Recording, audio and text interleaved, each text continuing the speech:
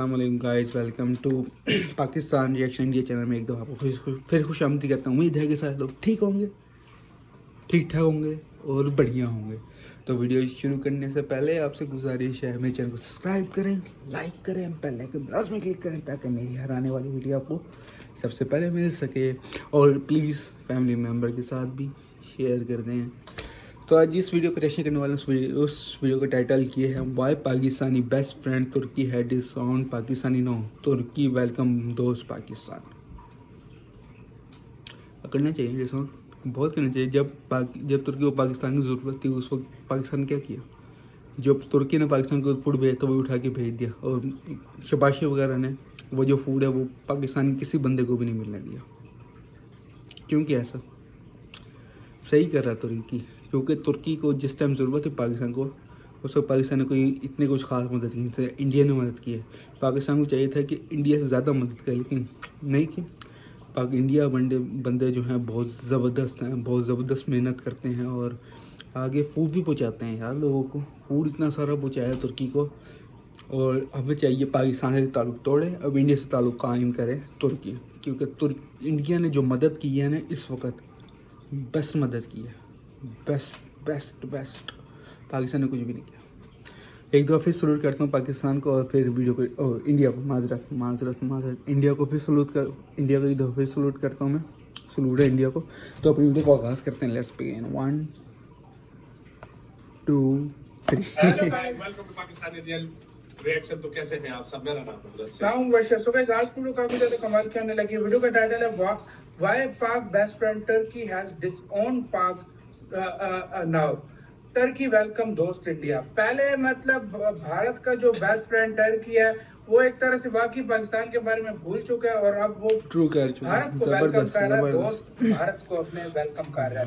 बहुत ज्यादा मजे की वीडियो होने लगी, और बाकी यार हमने देखा अभी कोई उनकी तरफ। भाई मैं पाकिस्तान से हूँ, मैं इंडिया से नहीं हूँ। पाकिस्तान की इज्जत करता हूँ, रिस्पेक्ट करता हूँ, लेकिन फिर भी पाकिस्तान को तुर्की के साथ बहुत ज़बरदस्त करना चाहिए था। बिल्कुल कुछ नहीं किया उसने, कुछ भी नहीं किया जितना इंडिया ने किया। ना बयान आया ना कुछ भी, मतलब इतना कोई करीब ही नहीं दिखाया।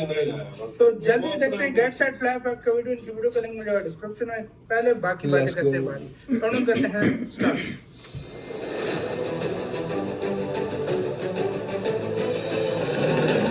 India has just arrived. God bless you, India. Thank you very much. For his 7 फरवरी को पाकिस्तान की इंफॉर्मेशन मिनिस्टर मरियम औरंगजेब ने ट्विटर पर यह ऐलान किया कि पीएम शहबाज शरीफ अगले दिन क्या करने जा रहे टर्की, क्या करने के गया था Turkey?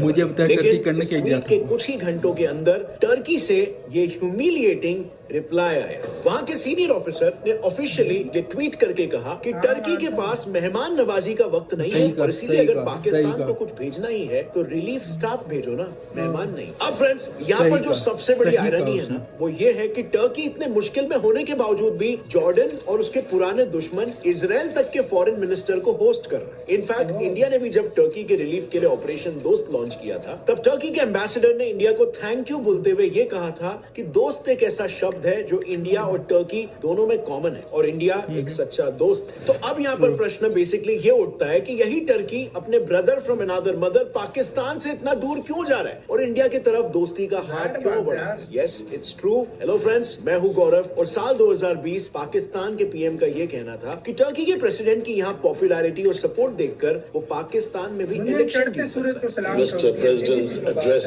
to the Pakistani Parliament today, I can safely say that he can win the next election in Pakistan. और वहीं पर दूसरी तरफ टर्किश फॉरेन मिनिस्ट्री हर जगह पर पाकिस्तान को अपना भाई बता रही थी, और गवर्नमेंट तो क्या, दोनों देशों के सिटीजन। जब तक इमरान खान था ना, जब तक ठीक था। इमरान खान के जाने के बाद सब कुछ बकवास हो गया।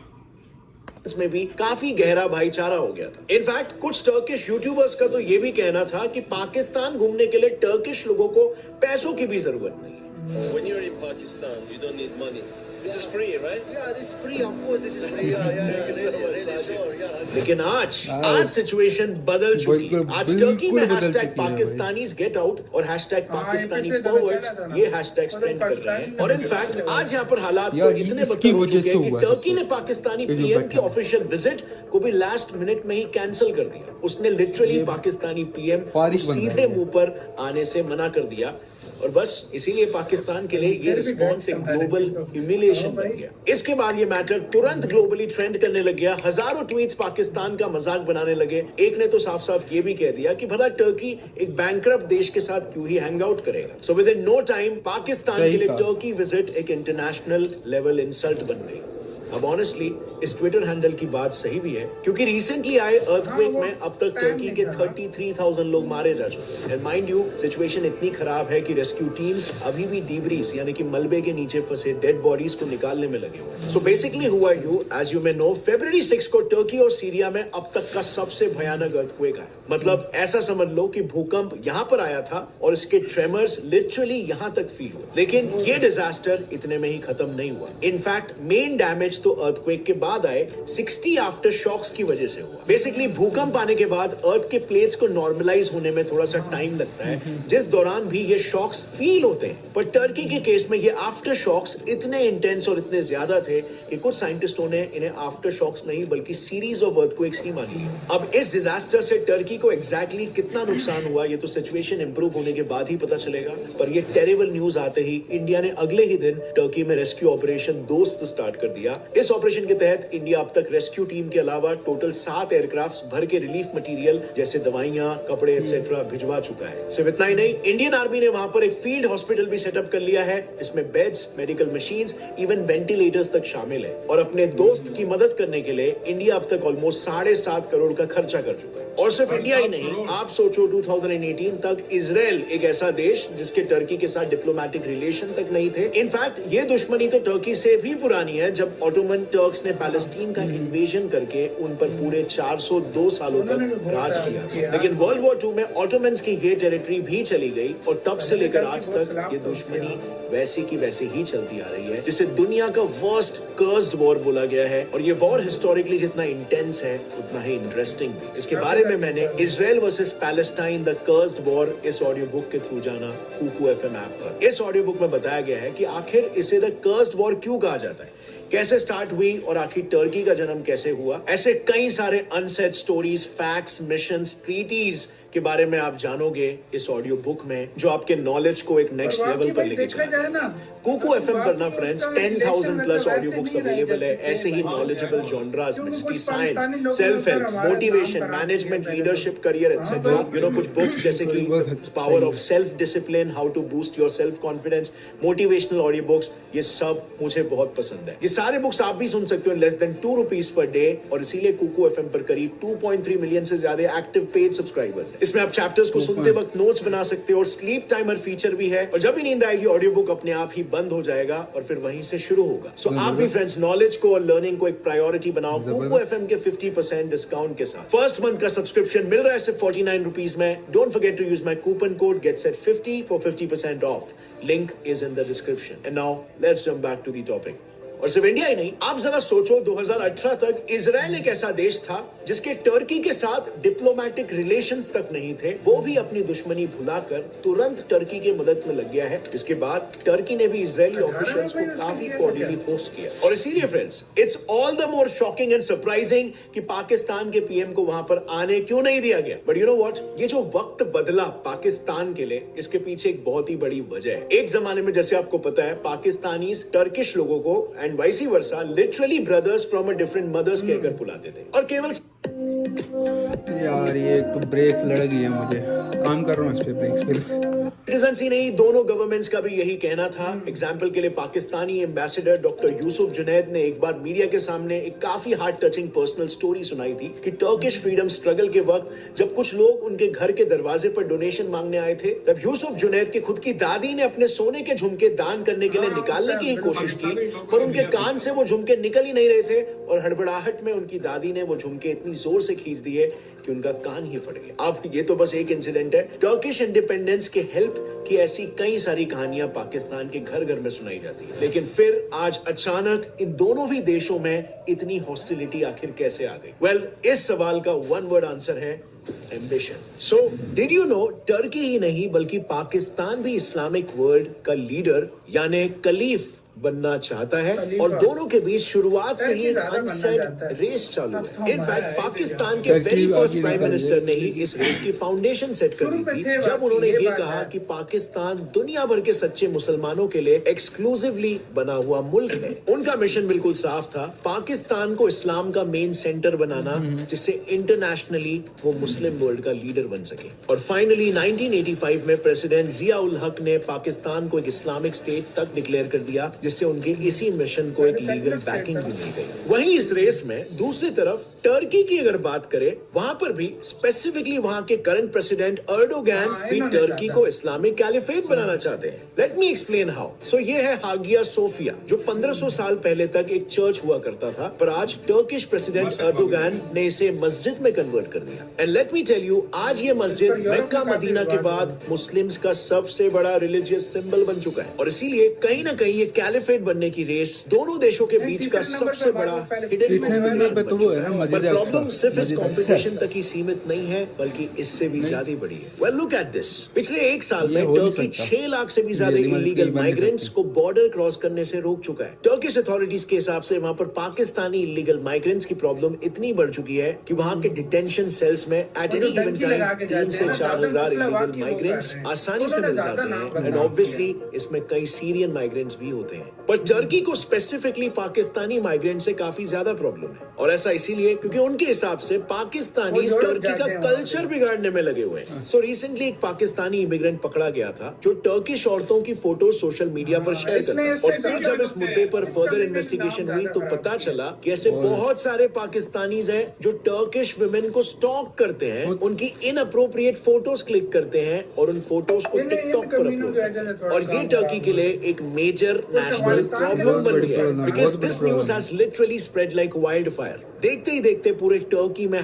#पाकिस्तानी परवर्ट्स और #पाकिस्तानी गेट आउट ट्रेंड होने लगा। सिर्फ यही नहीं, टर्किश इंटेलिजेंस रिपोर्ट्स के अनुसार टर्की के मेजॉरिटी गैंग वॉर्स, ह्यूमन और नार्को ट्रैफिकिंग केसेस के पीछे भी पाकिस्तानी इलीगल माइग्रेंट्स का ही हाथ है। और फाइनली टर्की ने इन सब से तंग आकर पाकिस्तानी नेशनल्स के लिए अपने वीजा पॉलिसीज स्ट्रिक्ट बना दिए। सो समझ लो, कैलिफेट बनने की रेस और पाकिस्तानी इलीगल इमिग्रेंट्स की वजह से टर्की और पाकिस्तान के रिलेशन में एक क्लियर क्रैक आ चुका है। पर पाकिस्तान ने इस क्रैक को और भी ज्यादा गहरा कर दिया जब उसने इंडिया से टर्की जाने वाले एड के लिए अपने एयर स्पेस का एक्सेस देना डिनाई कर दिया। ऑल्दो इंडिया या पाकिस्तान किसी ने भी ऑफिशियली इस न्यूज को कंफर्म नहीं किया, बट इतना तो श्योर है कि जहां पर एक तरफ टर्की और पाकिस्तान का भाईचारा खत्म हो रहा है, वहीं टर्की की इंडिया के साथ क्लोजनेस बढ़ती हुई नजर आ रही है। But as you all know friends, Turkey इतना प्रो पाकिस्तान था कि एक बार तो खुद पीएम अर्डोगान ने ये तक कह दिया था कि इंडियन हिंदूज वहां पर रह रहे मुस्लिम्स का मैसेकर कर रहे हैं। पर आज क्रिटिसिज्म तो दूर, टर्की अब कश्मीर मुद्दे पर हार्डली कोई ऑपोजिशन दिखा रहा है। और तो और जहां पर टर्की पाकिस्तान का ट्रेड केवल $294 मिलियन का है, वहीं पर इंडिया और टर्की के बीच पाकिस्तान से 33 टाइम्स ज्यादा यानी $10 बिलियन का बाइलैटरल ट्रेड होता है। इसके अलावा दोनों देश के बीच बिलियंस ऑफ डॉलर्स के प्रोजेक्ट्स भी चल रहे हैं। Even it may be shocking for you to know कि लेह मनाली का फेमस अटल टनल का इलेक्ट्रोमैकेनिकल वर्क भी टर्की के मदद से ही हो रहा है। अब टर्की के इंडिया से बढ़ते क्लोजनेस के पीछे 2 मेन वजह हैं। सबसे पहले तो ये कि टर्की पर $442.9 बिलियन का कर्ज है। इस डेट को टर्की SCO, जो एशिया का सबसे बड़ा यानी UN जैसा ऑर्गेनाइजेशन है, उसके थ्रू फाइनेंस करवाना चाहता है। और ऐसा करने के लिए टर्की को SCO का मेंबर बनना पड़ेगा, जो टर्की को इंडिया ही बना सकता है, क्योंकि SCO की करंट प्रेसिडेंसी इंडिया के हाथ में है। एंड हेंस इस केस में टर्की को इंडिया की सबसे ज्यादा जरूरत है। इसके अलावा दूसरा और सबसे बड़ा रीजन है डिप्लोमेटिक शिफ्ट। देखो, टर्की और इंडिया को दूर रखने वाला सबसे बड़ा एलिमेंट था पाकिस्तान, पर आज ना तो पाकिस्तान में टर्की की मनपसंद सरकार है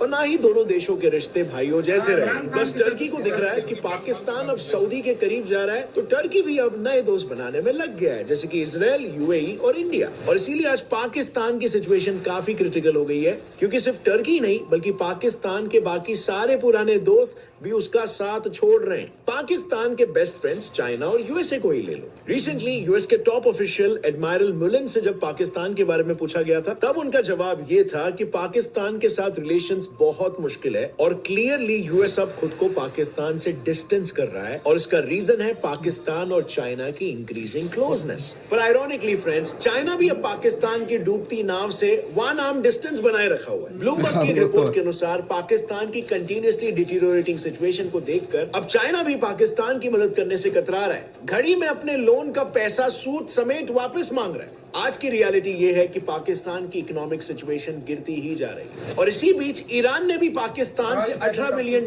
वापस मांग लिए हैं। अब वो ये पैसे क्यों और किसी लिए मांग लिए और पाकिस्तान इन्हें कैसे चुकाएगा, इसके बारे में मैंने ऑलरेडी एक वीडियो यहाँ पर बना लिया है, जो आप ऐसे ही साथ हो यार वीडियो रिएक्शन टाइम गाइस। तो रिएक्शन इस चीज़ का बनता है कि तुर्की और जो पाकिस्तान के हालात ख़राब है, मेरे ख्याल में मज़ीद ख़राब हो जानी चाहिए, क्योंकि पाकिस्तान में जो अभी जो हुकूमत है ना, वो ऐसा कुछ भी इकदाम नहीं करेगी कि तुर्की और पाकिस्तान के जो हालात हों वो बेहतर हों, कुछ हो, वो कुछ नहीं करेगी। वो खाली अपने से अपना काम रखती है। अब तक इमरान खान था, इमरान खान ने थोड़ी बहुत मदद की थी, थोड़ी बहुत इस जो दोस्ती को गहरा करने की मदद कोशिश की थी, वो कामयाब ऐसा सोचता है। लेकिन जब से इमरान खान निकला है, शहबाज शरीफ आया, वो तो क्या है, धड़ल्ले से मार रहा है तुर्की को, चल जा, दफ़ा हो यहाँ से, इस तरह कर रहा है वो। तो नवाज शरीफ, वो ये लोग खाली अपने से अपने रखते हैं, अपनी ज़रूरत से ताल्लुक़ रखते हैं और किसी से भी उनको कोई गर्ज नहीं है, चाहे वो दफ़ा हो, मरे, जो मर्जी करे, वो खाली अपने से अपना रखते हैं ताल्लुक़, शहबाज शरीफ वगैरह। ये बात है और मेरे ख्याल में बहुत अच्छी बात है कि अगर तुर्की और पाकिस्तान ख़त्म हो जाए, ये पाकिस्तान कुछ भी नहीं कर रहा। और पाकिस्तान देखो अपने बंदे वहाँ बेच के क्या काम कर रहा है, उनके बंदे क्या काम कर रहे हैं, ये भी सबसे बड़ी बात है सोचने वाली। जो क्या कहते कर रहे हैं पाकिस्तानी वहाँ पर जाके, जब भी तो पाकिस्तान तरक्की नहीं कर पा रहा है, जब भी तो डूब रहा है। जब पाकिस्तान के अपने बंदे ऐसे करेंगे तो पाकिस्तान कहाँ से तरक्की करेगा, पहले मैं ये बताऊँ। और नंबर 2 पे ये बात है कि मैं भूल ही गया हूँ क्या बात थी। ये माजरत। हाँ, अब तो खैर चाइना भी पाकिस्तान की जो मदद करने से हिचकिचा रहा है, वो सही बात। और ईरान ने भी पाकिस्तान से कह दिया हमारे पैसे वापस दो हमें। और वहाँ पे भी पाकिस्तान फंस गया है। हर जगह तो पाकिस्तान फंसता जा रहा है। अब क्या करें यार, क्या करें, कुछ नहीं कर सकते हैं मेरे भाई, कुछ नहीं कर सकते। कोशिश कर सकते हैं कि पाकिस्तान इस चीज़ से निकले, लेकिन पाकिस्तान नहीं निकलना चाह रहा, खुद ही फंस रहा है। सन 10 तरह मैंने पहले ही वीडियो में कहा था कि पाकिस्तान जो बाहर मुल्क पाकिस्तान बैठे हैं उनसे मदद मांग सकते हैं। इस तरह इमरान खान मांगता था मदद, उसने डैम बनाना शुरू किया हमारे बाहर के मुल्क के पैसे लेके, यानी बंदों से, अपने बंदों से पैसे लेके, पाकिस्तानी बंदों से। इस तरह ये भी कर सकता है। पर नवाज शरीफ वगैरह कोई देगा नहीं, क्योंकि वो चोर हैं, सारे समझते चोर हैं, इस वजह से कोई देगा नहीं। तो पाकिस्तान की जो हालात है वो डूबते डूबते जा रहे हैं। पाकिस्तान को उठना पड़ेगा लाजमी, पानी मुश्किल है उठे। और दूसरी तरफ इंडिया बड़े ज़बरदस्त तरक्की कर रहा है, इंडिया को एक फिर सलूट है। और इंडिया $10 मिलियन, 10 बिलियन से मिलियंस थे, उतनी तरह की ट्रेड कर रहा है। और सबसे बड़ी बात ये, पाकिस्तान ने क्यों रोका? जब इंडिया का त्यारा जा रहा था ऊपर तुर्की, क्यों रोका? क्यों मना क्यों किया उसको पाकिस्तानियों ने? ये नहीं समझ आ रही मुझे। चलो आपसे मिलते हैं अगली वीडियो में। जब तक लीजिए मुझे अपना बहुत सारे दुआ में याद रखें। अल्लाह हाफिज़। ये वाला रिएक्शन के लिए मुझे माजूद, अगर आपको पसंद नहीं आई वीडियो तो